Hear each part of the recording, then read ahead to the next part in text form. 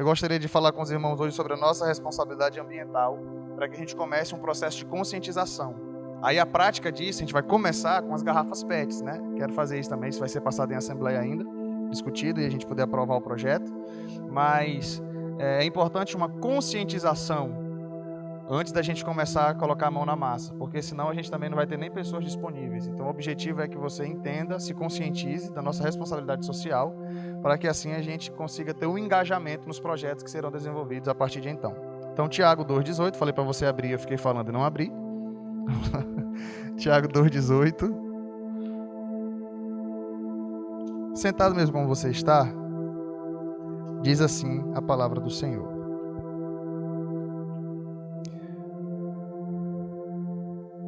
Mas alguém dirá: você tem fé, eu tenho obras. Mostre-me a sua fé sem obras, e eu lhe mostrarei a minha fé pelas obras. Mostre-me a sua fé sem obras, e eu lhe mostrarei a minha fé pelas obras. Amém?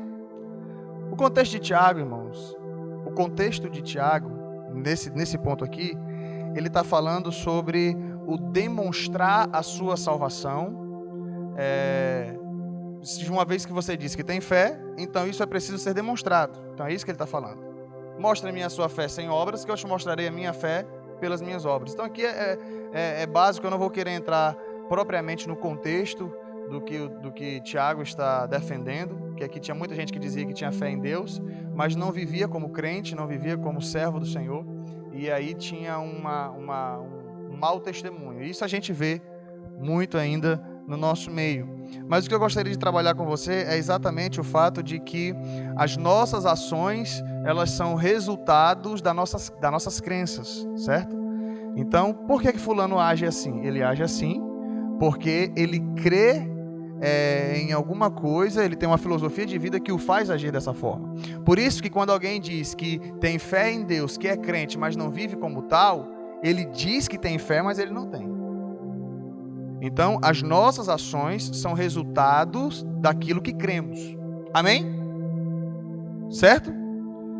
Se você vê uma pessoa que ela crê convictamente que manga com leite faz mal, você não vai vê-la comendo manga com leite. Se você vê uma pessoa que ela crê piamente que logo depois de almoçar ela não pode entrar no rio, você não vai vê-la fazendo isso.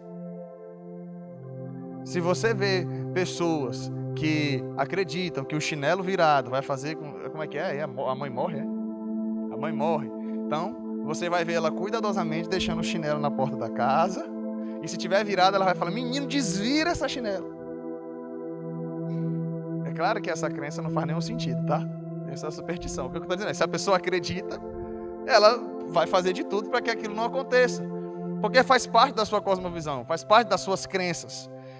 E eu gostaria de trabalhar com os irmãos hoje exatamente sobre a nossa ação com a natureza. Ela é repercussão das nossas crenças. Tem uma frase, eu vi na realidade num relatório WWF na internet, tem uma frase desse relatório que diz assim: a conservação é pela sua própria natureza religiosa. As pessoas tratam a natureza de acordo com o que creem a respeito dela. Grave isso aí. Se quiser anotar, anote. A conservação é, pela sua própria natureza, religiosa.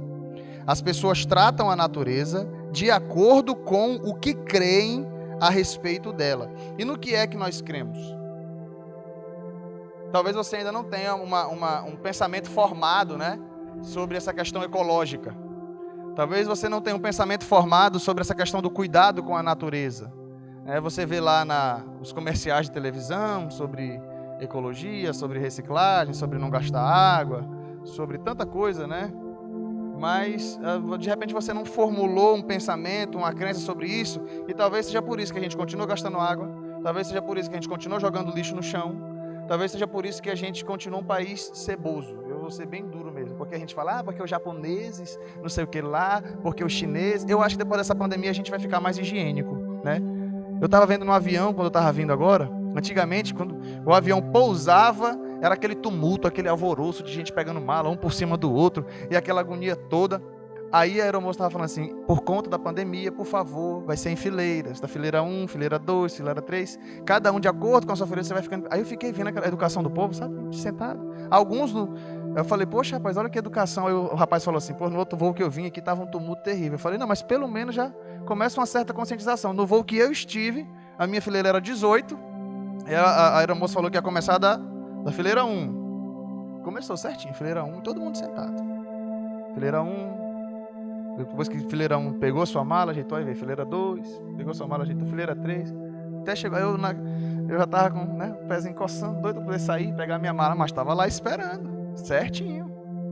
A gente vai para outros países aí, não sei se no Brasil tem alguma localidade que é assim, a fila no terminal de ônibus, né? O pessoal lá, aquela filinha, chegou, espere aqui. O ônibus parou, espera todo mundo descer, cada um entra na filinha, né? Eu fiquei em João Pessoa um tempo, eu vejo que em Macapá, às vezes aquele tumulto, se tiver, né? Curitiba, né?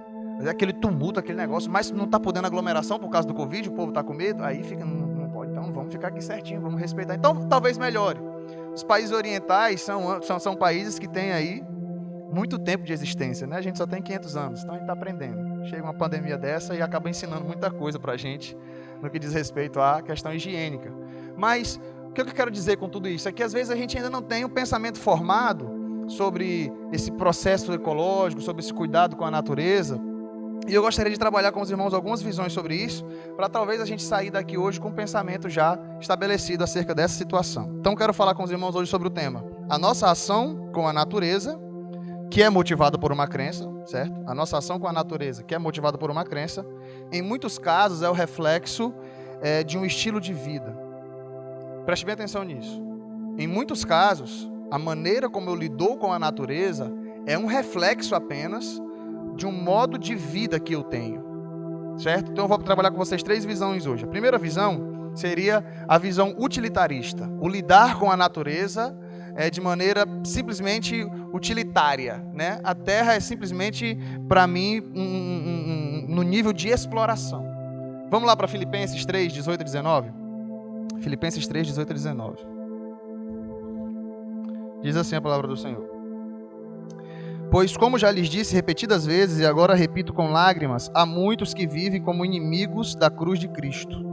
O destino deles é a perdição, o seu Deus é o estômago, e eles têm orgulho do que é vergonhoso, só pensam nas coisas terrenas. Por que Paulo está falando aqui? De pessoas que são egoístas, pessoas que têm o seu Deus, como o estômago é o seu Deus, têm orgulho do que é vergonhoso e só pensam nas coisas terrenas. São pessoas que pensam apenas em si. São pessoas gananciosas, são pessoas orgulhosas. E, infelizmente, Paulo está falando aqui até mesmo de falsos mestres, certo? São pessoas que têm uma visão egoísta. Tudo tem que girar em torno delas. A visão utilitarista da terra, ela é apenas um reflexo de uma visão utilitarista da vida. Porque como é que uma pessoa vai pensar em questão de recursos renováveis? Como é que eu vou pensar em cuidar bem da natureza, né? Em cuidar bem dos animais, em me preocupar com a exploração ilegal de madeira? Eita, é o meu plano de leitura da Bíblia, segura para mim. Depois eu pego com o seu irmão, obrigado. Como é que eu vou me importar com quanto de água eu estou gastando se eu não me importo nem com o ser humano que está do meu lado? Se eu não me importo nem com o meu colega de empresa, né? Na realidade o que eu quero é detonar com ele para eu poder assumir o lugar dele lá. Como é que eu vou me importar com a natureza se eu não me importo nem com o meu irmão que participa do culto comigo? Eu acabo sendo uma pessoa egoísta. E o que eu vou olhar? Eu vou olhar para a natureza simplesmente para a preservação da vida do ser humano. Muito menos eu vou estar preocupado com a preservação das outras coisas, que em grau de relevância é menor, né? Claro que a vida de um ser humano, de tudo aquilo que foi criado, a vida do ser humano, ela tem um grau de importância maior do que todos os outros seres criados. Então, se eu não me importo com aquilo que é a excelência da criação de Deus, como é que eu vou me importar com as demais coisas da criação? Então, Paulo está falando aqui, eu estou utilizando exatamente esse texto, para a gente poder apresentar algumas visões e como a Bíblia nos apresenta isso. Eu não posso ter uma visão utilitarista da natureza, não posso ter uma visão utilitarista da terra, porque isso é egoísmo. E aí a gente tem visto isso aqui no nosso meio. Como tem sido, como você tem se portado diante disso, né? fazer um gato na energia. Ah, tá, mas aí a CEA tem um dinheiro terrível. Aquele negócio todo. Tá, aí você bota um gato na energia, você acaba gastando, explorando o gato, até porque eu estou roubando aquilo que não é meu. Eu preciso pagar.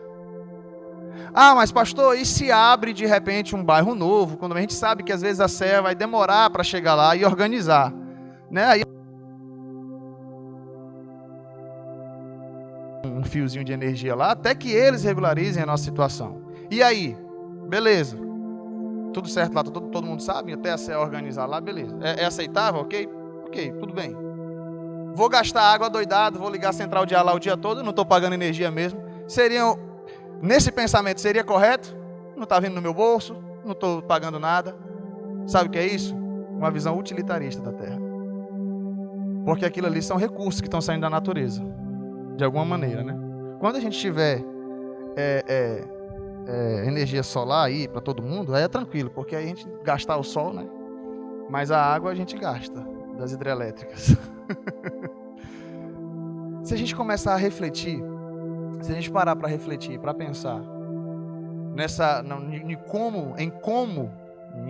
em como nós podemos fazer as coisas, e muitas vezes nós temos feito simplesmente de maneira utilitarista, simplesmente o explorar por explorar, simplesmente o gastar por gastar, porque não está doendo no nosso bolso, não estamos pagando, não está vindo multa, não estou pagando energia ainda, então eu posso gastar. Ah, mas eu morei lá em Medicilândia e lá a água era da prefeitura, né? Tinha alguns locais que a água tinha que economizar mesmo, mas tinha algumas linhas que eram uma linha direta. Lá na igreja era uma linha direta de água, então era o tempo todo caindo água. Enquanto a bomba da prefeitura tivesse ligado lá, estava chegando água pra gente. Então não tinha hidrômetro, não tinha, era a prefeitura que cedia a água. Eu creio que até hoje é assim ainda lá. E aí é uma tentação muito grande de você gastar água à vontade, porque não estou pagando, então eu posso gastar. Eu não estou pagando, eu posso deixar o chuveiro ligado lá o tanto tempo que eu quiser. Eu posso escovar o dente e deixar 5 minutos a torneira ligada. Posso dar descarga quantas vezes eu quiser no dia. Eu posso lavar o carro e deixar a água indo embora. Por quê? Porque eu não estou pagando, né? Não tem problema, isso não vai doer no meu bolso no final do mês. Sabe o que é isso? Uma visão utilitarista. É explorar por explorar, sem preocupar, sem nenhuma preocupação com a nossa responsabilidade. Eu vou chegar lá na nossa responsabilidade, tá bom? Eu não estou querendo dizer aqui, simplesmente no próximo. Por que a gente tem que fazer isso? O Jefferson trouxe aqui dados bem interessantes sobre a decomposição desses materiais, né, de lixo que a gente acaba jogando aí na natureza, e o tanto de tempo que eles demoram para que a própria natureza venha obstruí-los. Então passam-se muitos e muitos anos. E o pessoal tem até aquela questão, né? Os canudos, né? Lá em Aracaju tem um projeto Tamar, e eles trabalham com tartarugas. Aí agora eles já estavam dando. A gente foi tomar sorvete lá em uma sorveteria lá, um milkshake. Aí os canudos são canudos de papel. Você está terminando de chupar ali, o canudo já vai se dissolvendo na sua mão. Por quê? Qual é a preocupação deles? Porque o pessoal está jogando canudo no mar e tem matado tartarugas, porque o canudo entra nas narinas dela lá e elas acabam morrendo. Então eles estavam fazendo lá, é muito comum os canudos descartáveis, né? Que não são plásticos, são de papel e facilmente eles se dissolvem. Mas é uma preocupação com o ambiente apenas. Não, a gente não quer que os animais entrem em extinção, beleza? A gente não quer que a floresta amazônica uma hora se acabe e a gente fique sem oxigênio, está subindo aí a temperatura. Então tem muitas coisas que acontecem, o pessoal está falando até da extinção do planeta, né? Poxa, se preocupe com os seus filhos, se preocupe com a próxima geração, se preocupe com os seus descendentes, mas ainda é interessante porque ainda é uma visão terrena. É uma preocupação com a nossa subsistência, é uma preocupação com a subsistência do mundo, a preocupação com a subsistência do planeta.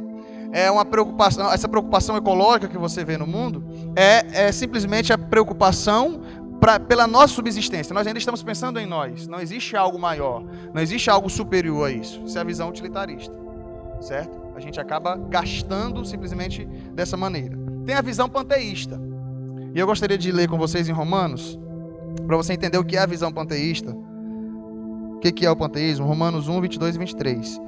Eu não estou me entrando nos contextos propriamente da profundidade do texto, para que você entenda, como eu falei, isso é apenas um reflexo de um estilo de vida geral. Filipenses fala de um estilo de vida geral. Pessoas que a vida dela é ser utilitária.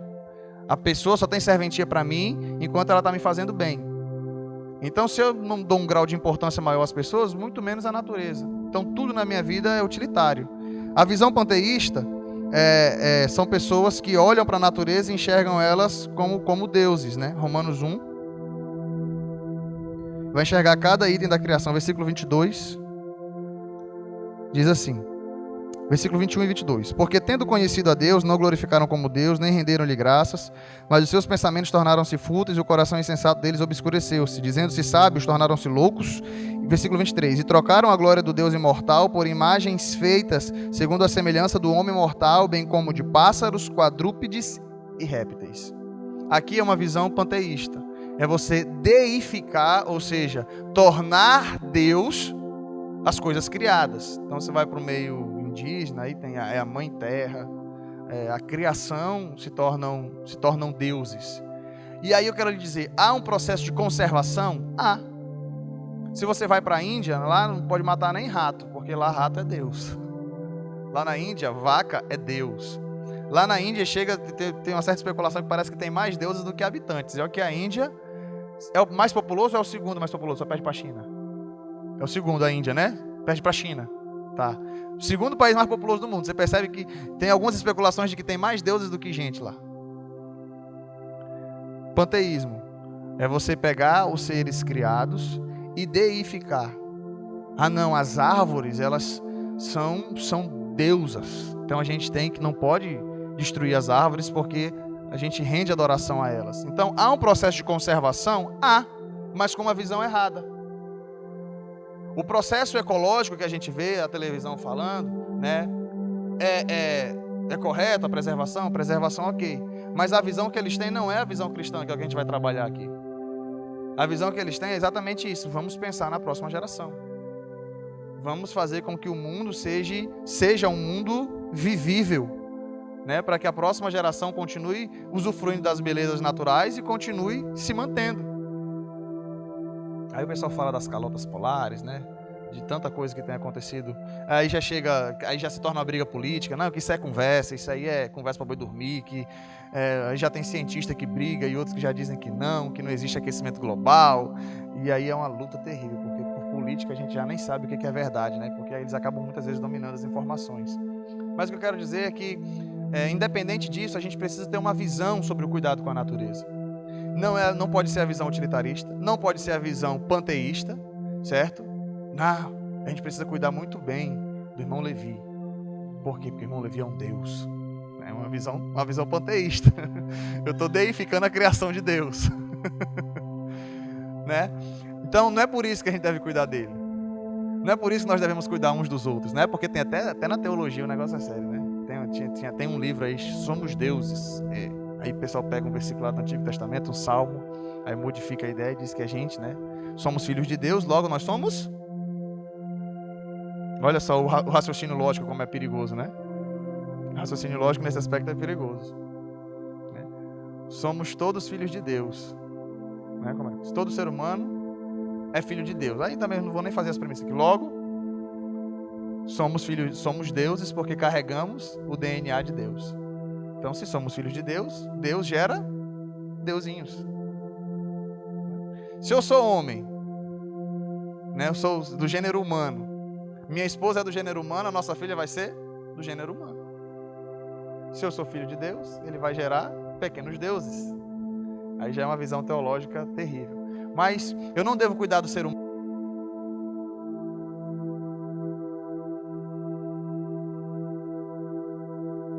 Cuidarmos uns dos outros e cuidar da natureza, que é o foco da ministração, porque essa é a visão cristã que nós devemos fazer. Essa é a visão cristã. Falamos da visão utilitarista, falamos da visão panteísta e essa é a visão cristã. Vamos lá para a gente.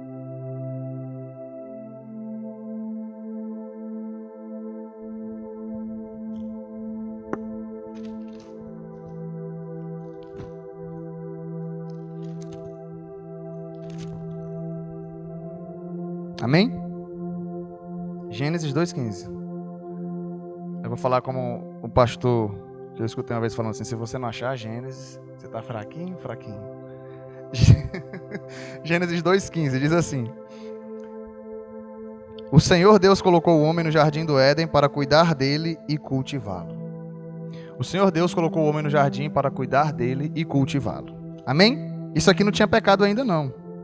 Adão não foi obrigado a cuidar do jardim como consequência do seu pecado. Isso aqui foi uma das ordenanças que Deus deu para Adão. Colocou ele no jardim e falou, olha, você vai cuidar e vai cultivar o jardim. Foi Deus quem criou o trabalho, né? Com o pecado veio a intensificação dele. Aí Deus falou, agora a terra que produzia de maneira bacana, agora você vai arar a terra para que ela produza, porque ela vai produzir abrolhos e cardos e você vai precisar arar a terra para que ela produza. Isso foi consequência do pecado. Mas quando Deus colocou Adão no jardim, ele estabeleceu uma ordem. Você vai cuidar e preservar o meio ambiente. Parafraseando aqui. Então nós temos uma responsabilidade com a natureza que foi estabelecida por Deus quando o homem ainda era perfeito, antes da queda. Então o que eu quero levar a gente a refletir? Por que é que eu devo cuidar da natureza? Porque essa é uma responsabilidade que nos foi outorgada por Deus. Ah, mas isso é a antiga aliança. Isso aqui, a lei não tinha nem sido dada não, gente. Tinha nem pecado ainda. Isso aqui é uma ordem geral de Deus. Isso aqui foi dado no Éden. E o processo, quando Jesus morre na cruz, é para que haja uma reconciliação com Deus e para que seja recriado esse novo ser humano. E aí, claro, na glorificação a gente vai viver da maneira como sempre foi o plano de Deus. Em perfeito estado novamente. Então, por que é que nós devemos cuidar da natureza? Porque Deus mandou. Se foi Deus que mandou a gente cuidar da natureza, eu preciso entender que poluir o meio ambiente é pecado. Não é um descumprimento de uma regra social. Ah, mas aqui em Macapá não tem multa para quem joga lixo no chão, como lá no Rio de Janeiro, né?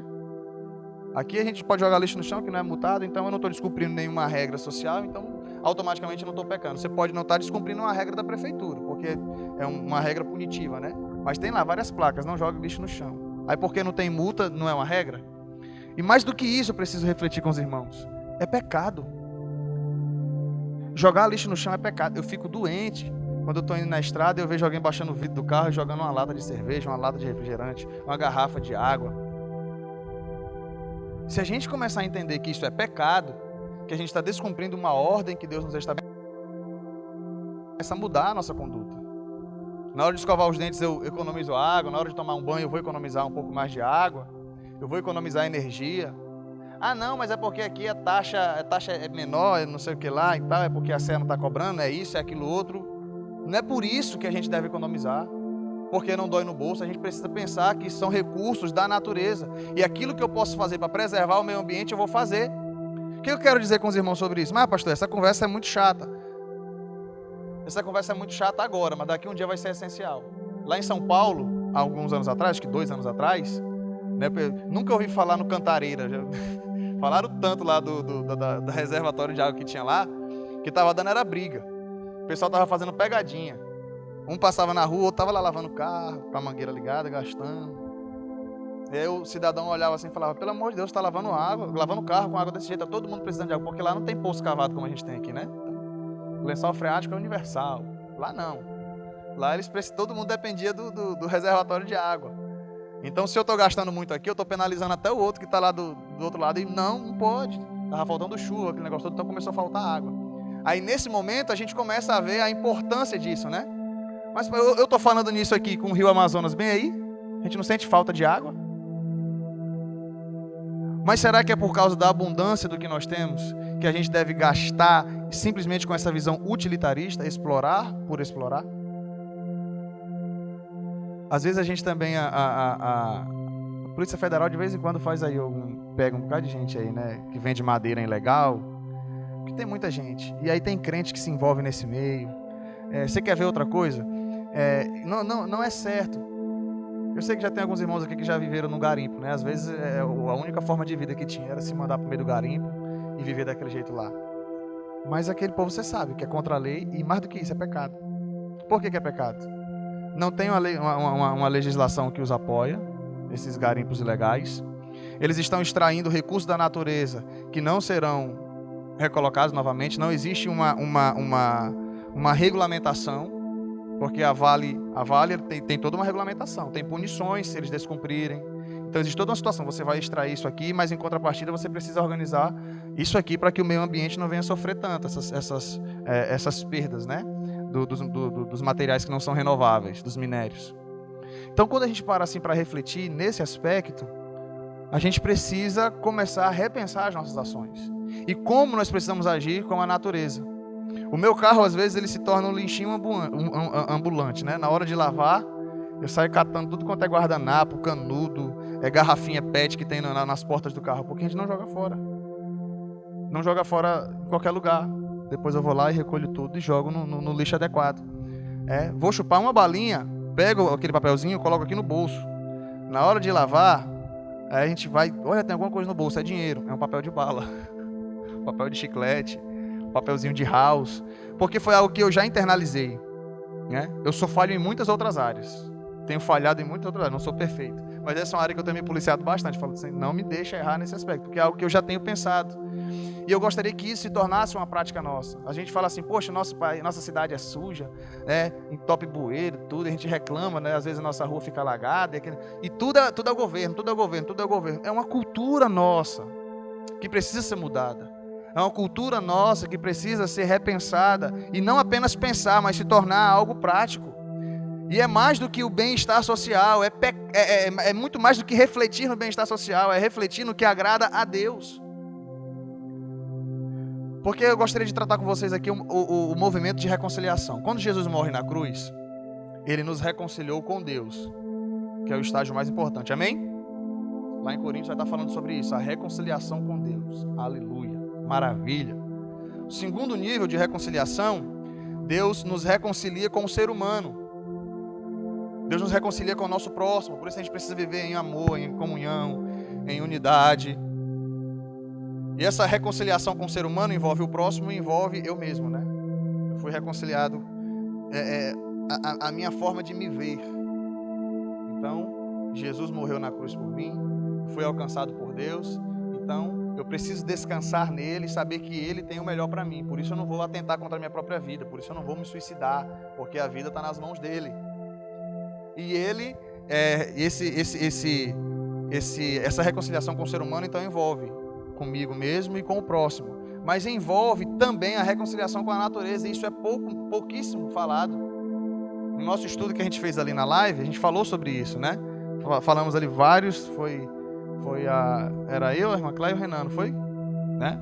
Não, o Vitor, foi a irmã Cléia? Foi a irmã Cléia que estava conosco. Então a gente trabalhou, se você quer ver um pouquinho mais, de repente você perdeu essa live, tem uma EBD lá no nosso canal, no YouTube, procure lá, eu esqueci qual é o tema lá, mas alguma coisa relacionada ao cuidado com a natureza, né? Alguma coisa relacionada ao cuidado com a natureza, de como nós devemos nos portar com o meio ambiente. Então o Senhor nos reconciliou com Ele, nos reconciliou com o ser humano e nos reconciliou com a natureza. É por isso que a palavra do Senhor diz que lá em Romanos há uma expectativa ardente da natureza, da glorificação dos filhos de Deus, porque eles também serão renovados. A natureza também será modificada, ela também será redimida. Sabe, irmãos, a gente começa quando a gente começa a refletir nisso, quando a gente começa a pensar nisso, poxa, eu estou pecando quando eu não cuido da criação de Deus. Eu estou pecando quando eu maltrato os animais. Eu estou pecando quando eu descumpro com as regulamentações, porque aqui, eu vou falar isso, porque às vezes a gente faz muita vista grossa a isso, né? Às vezes, não, mas é porque o pastor é muito radical, então porque o pastor é bobinho mesmo, né? Não, o IBAMA não pode ver. É o IBAMA que não pode ver, né? Mas a gente vai lá, a gente pode comer tartaruga à vontade, a gente pode comer tatu à vontade, a gente pode comer vários animais aí, é só o IBAMA que não pode ver. Deus pode ver, o IBAMA é que não pode. Se existe uma regulamentação do IBAMA, por que existe essa regulamentação? Não é porque esses animais estão quase entrando em extinção? Por que eu não vou comer bicho que é liberado? Que pode comer? Eu sei que eu tô botando dedo na ferida de alguns aqui, né? Não, mas é interessante, né? Desde que o IBAMA não veja, está tudo certo. Se o IBAMA ver, a gente ainda corrompe o fiscal ainda para não ir preso, ou para não ter alguma multa ali, alguma sanção. Pecado, gente. É pecado. A gente olha com essas coisas com muita naturalidade. A gente tem vivido a vida cristã muito assim, vamos deixar do jeito que a vida leva. E não é isso. Se a gente tem visão no reino, se a gente quer viver para Deus, da maneira como a gente tem que viver, a gente não pode fazer vistas grossas para muita coisa que a sociedade tem feito. A gente fala dos corruptos, porque isso é corrupção, porque aquilo outro, e a gente começa aqui, numa simples caça ilegal, numa pesca no período que não pode ser feita, né? Tem lá o período de defesa, né? Como é que é? Tem toda uma questão. Então a gente precisa parar para refletir nessas coisas. Por que existem essas regulamentações? E a preocupação deles com a natureza ainda é muito menor do que a nossa. Poxa, se o IBAMA coloca essa regulamentação pensando para que a espécie não venha entrar em extinção, se eles, que são um governo que não tem nenhum compromisso com Deus, estão simplesmente baseados na ciência, muito mais eu, que sou filho de Deus, que sou servo do Senhor, que tenho a palavra de Deus como minha única regra de fé e prática, que entendo a responsabilidade do cuidado com a criação de Deus. Aí eu vou lá e faço as coisas simplesmente porque estou com vontade. Eu posso ir no açougue e comer uma carne, eu posso comprar um peixe que foi pescado ilegalmente, mas eu estou preferindo ir lá e quebrar uma legislação que foi feita pelo IBAMA, colocada, e pecar contra Deus e comer um animal que eu não posso comer. Pastor, o senhor está sendo muito radical. Eu creio que estou sendo bíblico. E a gente não pode ser menos do que isso. Se somos servos de Deus, se somos filhos de Deus, isso é o cuidado com a natureza. O meu objetivo aqui hoje é simples. Não faz sentido a gente montar um projeto, a gente começar a trabalhar com garrafa PET e continuar fazendo aquilo que é errado. Não, é porque a gente quer limpar a natureza, quer limpar o meio ambiente, quer fazer as coisas, mas a gente continua fazendo muitas e muitas outras coisas que afetam o meio ambiente e que é pecado. Porque o Senhor nos colocou aqui para cuidar da natureza. Então existem tantos mandamentos que a gente tem que cumprir, né? Mas a gente sabe que a gente não é perfeito, né? Então a gente acaba falhando. Mas é preciso que haja uma consciência. Aquilo que eu posso fazer para deixar o ambiente melhor, para cumprir a minha responsabilidade como ser humano, que eu fui colocado aqui por Deus, para cuidar dessa terra, para cuidar desse local, eu vou fazer. Eu gostaria que a gente refletisse hoje. Não vou demorar muito tempo, já estou finalizando.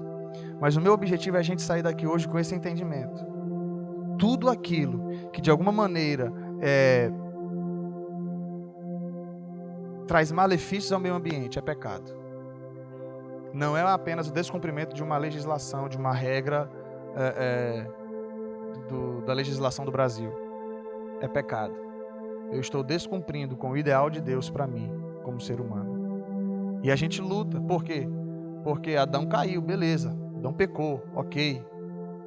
Então, pode ser natural que os ímpios façam isso. Pode ser natural que o ímpio quebre uma legislação dessa, que o ímpio faça coisas erradas. Agora, não é natural que um servo de Deus, lavado e remido pelo sangue de Jesus, que foi reconciliado com Deus, reconciliado com o próximo, reconciliado com a natureza, ainda continue degradando a natureza. Porque eu sei que matar é pecado, eu sei que fofocar é pecado, eu sei que atentar contra o meu irmão é pecado, mas eu não tenho conseguido olhar para a natureza da mesma forma. Eu continuo degradando ela, eu continuo destruindo ela, eu continuo maltratando ela por não entender que houve também uma reconciliação nesse processo. Então eu gostaria que a gente tivesse uma visão da natureza não utilitarista, não panteísta, porque ambas essas visões são pecaminosas, mas uma visão cristã. Uma visão cristã da natureza. A responsabilidade que nos foi dada, a responsabilidade que nos foi outorgada, e entender que a natureza geme. Se a gente for pegar os salmos, irmãos, os salmos lindos falando sobre a criação de Deus, todo ser que respira louva ao Senhor, e as árvores respiram, os animais respiram, então eles também louvam ao Senhor. Então a gente precisa começar a refletir sobre isso, sobre a criação de Deus e o cuidado que nós devemos ter com ela. Amém? Eu quero finalizar com uma frase de Albert Schweitzer, acho que é assim que pronuncia. Ele diz assim: quando o homem aprender a respeitar até o menor ser da criação, seja animal ou vegetal, ninguém precisará ensiná-lo a amar o seu semelhante. A gente tem aquele negócio assim de, não, eu respeito quem é superior a mim, né? Quem é superior a mim, beleza. O pastor eu ouço, mas meu irmão, cara igual a mim, deixa ele falar o que for. Eu respeito o pastor, respeito o meu chefe no trabalho, respeito aqueles que são no mesmo pé de igualdade, já tem uma certa dificuldade de respeitar. Quanto mais aqueles que são inferiores, aquele que é inferior ao piso mesmo. Aí você para refletir, essa frase eu achei interessante. Quando o ser humano aprender a respeitar o menor ser da criação, seja ele vegetal ou animal, se eu consigo respeitar, quanto mais aquele que é igual a mim. Quanto mais o ser humano criado por Deus à imagem e semelhança do Senhor. Então, vai ser muito mais tranquilo, vai ser muito mais fácil respeitar o ser humano se eu cuido da natureza estabelecida por Deus. Amém? Dito isso, vamos ficar em pé?